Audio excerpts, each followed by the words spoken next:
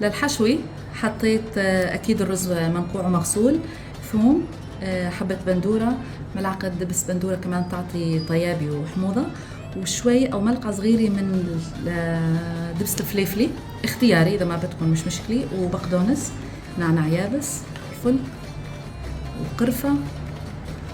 الحشوة اختيارية يا جماعة، بس أنا هي حشوتي اللي أنا بحطها. أكيد ملح مع بعض، أكيد شوي من زيت الزيتون، أكيد ما بنحشي الكوساية كلها،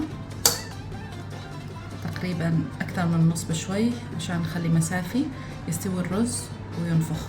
هلا غمرت الكوسة بالمي وبخليهم تقريبا 3/4 سوا، وبعدين رح نكمل. لنشوف الكوسة صارت تغلي المي، هضيف ملح، شوي من القرفة، فلفل، ومنخلي تستوي حبات الكوسة ملعقة من زيت الزيتون. رح نعمل التقلاي زيت زيتون، رح احط ثوم 3 أو 4 فصوص، ورح نحط نعناع يابس تقريبا ملعقة صغيرة.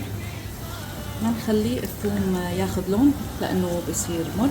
رح طفي القلي بعصير ليمون، وهي السر الخطير اللي رح يعطيني اللذاذة.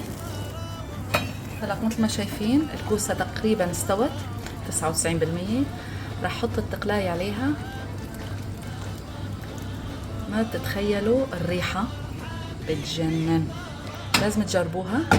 كوسة على حامض، خليها تغلي غلوة بسيطة، بس هيك نتأكد من نكهة المي، بدها ملح بدها حامض زيادة. كوسة على حامض صارت جاهزة معنا، صحتين وعافية. يعني أطيب غدا بالعالم كوسة بحامض، هاي المرقة بتجنن، اللي ما جربها لازم يجربها. شوفوا الكوسة خطيرة خطيرة خطيرة. طبعا إذا بدكم تضيفوا لحمة ما في مشكلة، أكيد ضيفوا، بس شيء من الآخر، صحتين وعافية.